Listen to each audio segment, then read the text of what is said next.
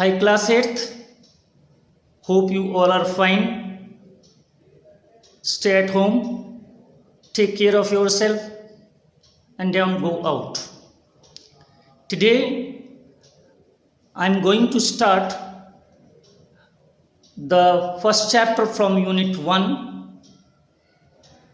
The name of the chapter is Let No Fad Break This Bread and Butter Bond.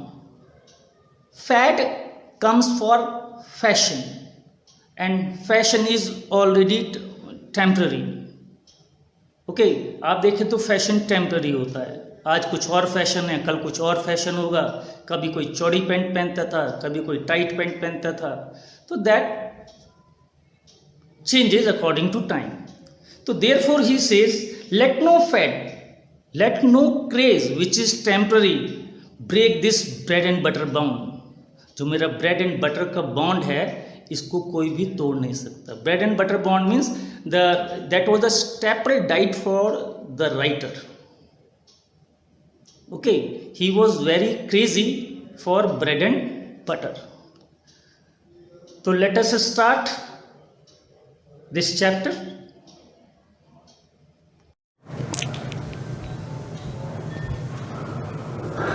As a light snack, nothing could be simpler or more satisfying than a slice of bread and butter, a combination that has been the staple of my diet for the better part of my 80 plus years on planet Earth. Who is saying this? Ruskin Bond. Ruskin Bond is the writer of this story.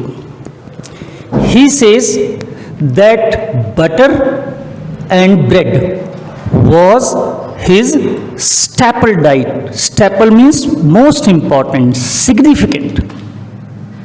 I loved bread and butter as a snack. And for what is his age now? 80 plus. That means more than 80 years. So he says, for these 80 years, I have been taking bread and butter as a light snack. And now I am told by the dietary specialist and fitness faddist that bread and butter are bad for me. Bread because of some chemical that goes into its making or baking, and butter because it is nothing but saturated fat or something along those lines, which only leads to more fat around the waistline. And now my dietary advisor is saying you should not take bread and butter.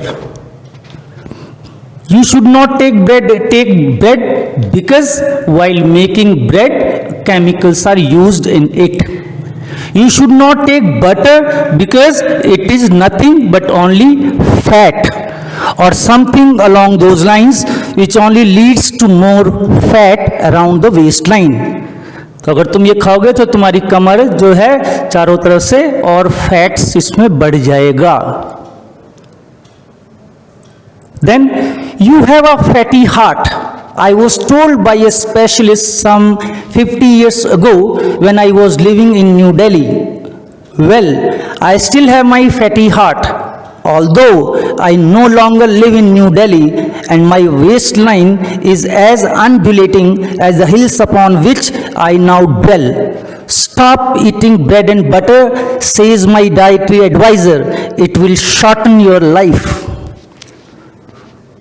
वो कहता है around 50 years ago when I was in Delhi, तो माई doctor said that you had fatty heart. तुम्हारा जो heart है वो काफ़ी fat है, इसमें फैट्स ज़्यादा हैं. 50 years ago. एंड इसे still I have my fatty heart. आज भी मेरा हार्ट फैटी ही है. Although now I don't live in new Delhi. अब मैं न्यू दिल्ली में नहीं रहता. कहाँ रहता? अब वो मसूरी में रहता था, रस्किन बॉन्ड देहरादून में. Now I live in Mussoorie. और मेरी वेस्ट लाइन कैसी है? वैसे ही जैसी मसूरी की हिल्स, कहीं अप कहीं डाउन, कहीं अप कहीं down. But my dietary adviser says stop eating bread and butter, it will shorten your life.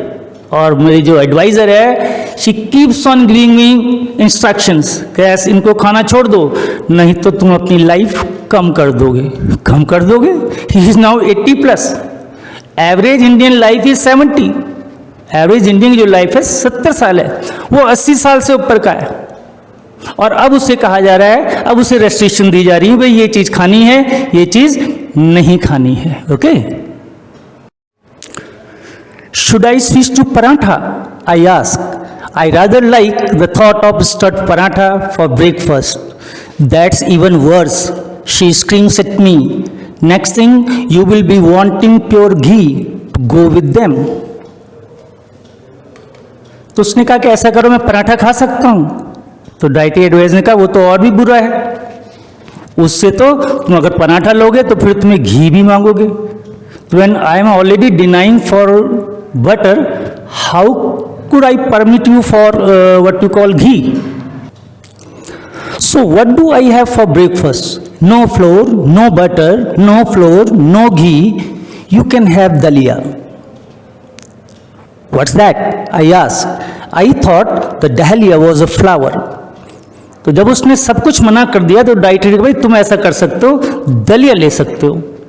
और राइटर ने सुना डहलिया, क्योंकि डहलिया इज अ फ्लावर। ये है DHALIA, वो है DAHLIA। उसका मैं क्या करूंगा, फ्लावर का।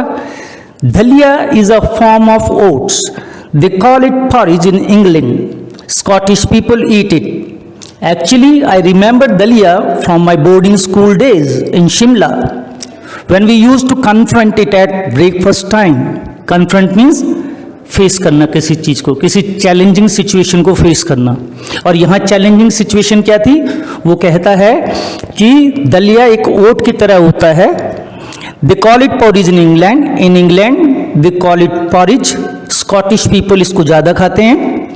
और ये कहता है actually I remember dalia from my boarding school. और मुझे दलिया के बारे में अपने बोर्डिंग स्कूल से पता है, वहां भी हमें ब्रेकफास्ट में क्या दिया जाता था, दलिया। तभी वो कह रहा है वी यूज टू कन्फ्रंट, हमें फेस करना पड़ता था इस डिफिकल्ट सिचुएशन को। डिफिकल्ट सिचुएशन क्या, टू ईट दलिया। कई बच्चे आप लोग भी होंगे जिनको दलिया पसंद नहीं होगा, ठीक है। It was rather insipid stuff. Insipid means without any taste. I recall and most of us would make it palatable. Palatable में इंजॉयबल। वो कहता है बड़ा इंसिपिड होता था ये, बड़ा टेस्टलेस, लेकिन हम इसको इंजॉयबल बना लेते थे, पैलेटेबल बना लेते थे। कैसे? बाय एडिंग जैम और स्वीट एंड कंडेंस्ड मिल्क। या तो इसमें जैम ऐड कर देते थे, या पहले एक मिल्क जो होता पाउडर शेप में भी आता है और क्रीम शेप में भी आता है, तो या तो हम उसमें कंडेंस्ड मिल्क ऐड कर देते थे और तब ये थोड़ा सा खाने लायक हो जाता था। Otherwise, dalia was insipid stuff. These things came in tins in those days, and the jams were all made by a company called J.B. Mangharam.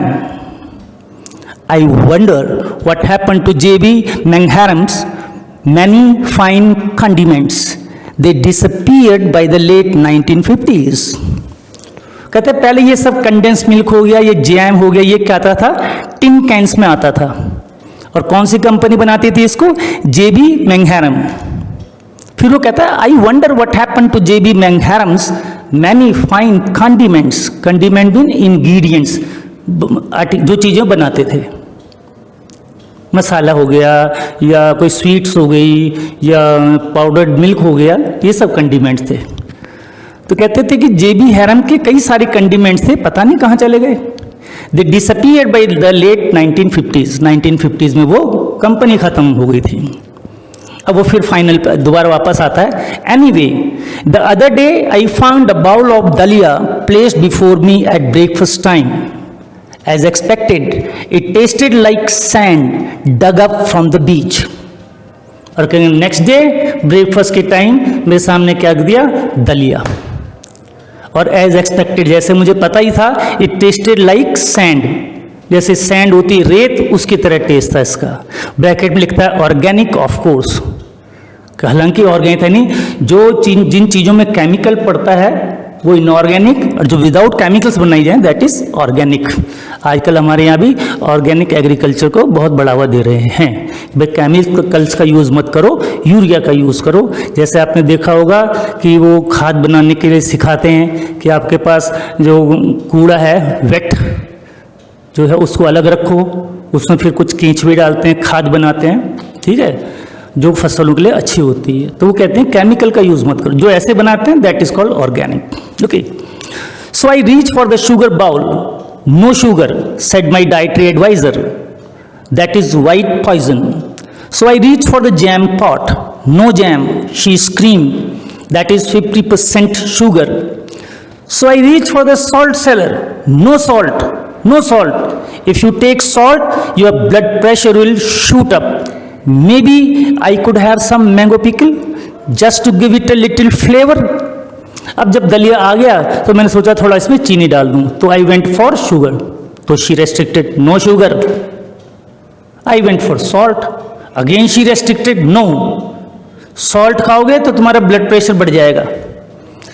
Then I thought of pickle, अचार, या थोड़ा सा मैंगो पिकल डाल दूं तो उससे क्या हुआ, थोड़ा सा इसमें फ्लेवर आ जाएगा।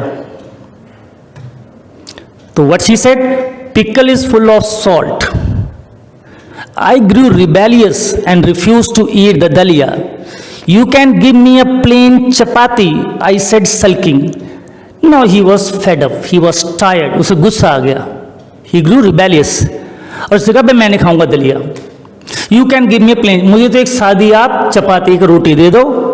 आई said sulking, sulking disappointed, when he was totally disappointed, when he was refuse for each and everything, so finally he said okay, give me only a plain chapati. My dietary adviser very generously allowed me a plain chapati. When my adviser wasn't looking, I helped myself to a little butter. It looked lovely spread on that lovely chapati. मेरी dietary advisory ने तुरंत मुझे एक रोटी दे दी, और जब वो मुझे नहीं देखी तो मैंने क्या किया, उस पर क्या लगा दिया, अपना फर्स्ट क्लास बटर लगाया। क्या रोटी बड़ी अच्छी लगी थी जब हमने उस बटर लगा दिया। The front door bell rang and my adviser went to see who was ringing the bell. Suddenly someone rang the bell. And I went, so my dietary advisor went there to check who there was. और इसको मौका मिल गया, इसने क्या किया, quickly I attacked the pickle bottle, extracted a couple of green chilies, tucked them into my butter chapati and hurriedly consumed the lot. जल्दी से pickle की जो बॉटल थी उसमें अचार निकाला, tucked in the roti in the chapati, उसको मोड़ा and consumed the lot. It made a great chili risol. Risol कहते हैं मोटा सा टुकड़ा मीट का। ऐसी इसने निकाली तो एक चिली, लेकिन वो 5-6 चिलीज एक साथ आ गई। इसने उस वक्त ध्यान दिया नहीं, first class tucked in roti and started eating. लेकिन what happened, unfortunately I'd swallowed one chili too many and as a result I was hiccuping for most of the day.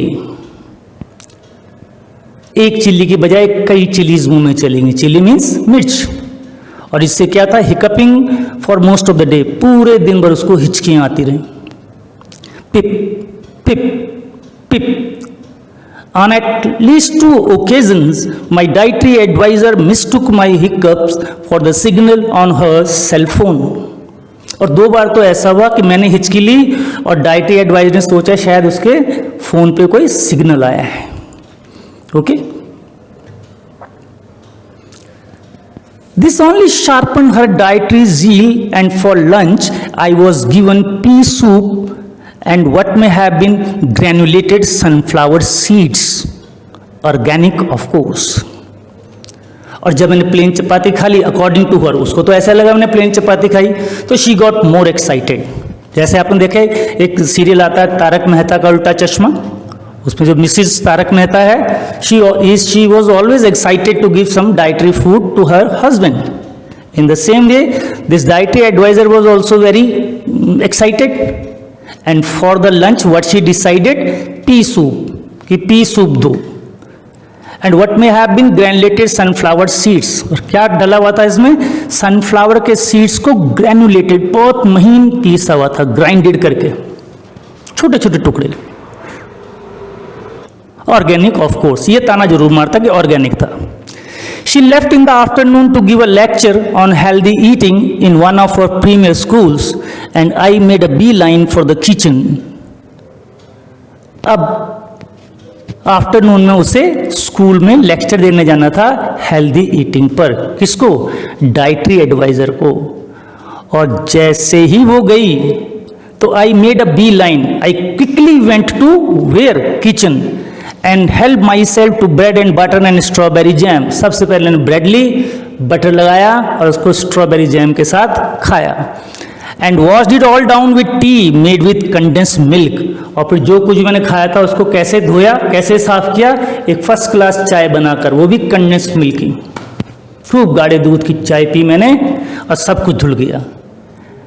At least it stop the hiccups. कम से कम इससे क्या हुआ, मेरी जो हिचकियां थी वो आना बंद हो गई। Even when I was a kid my grandmother did not allow me to enter the kitchen.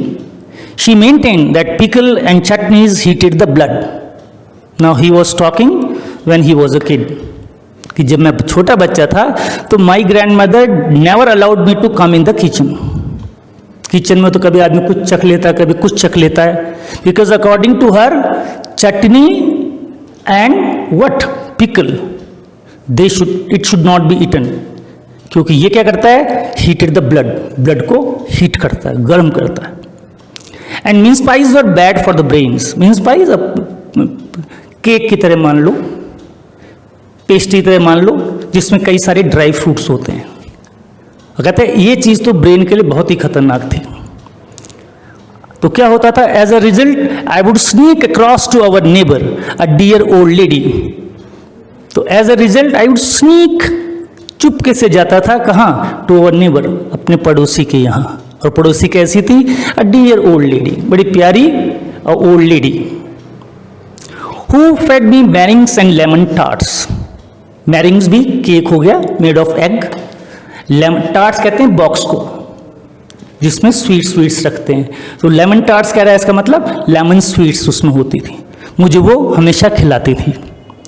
And I like to think that the things I have really enjoyed have helped to sustain me into a reasonable contented old as.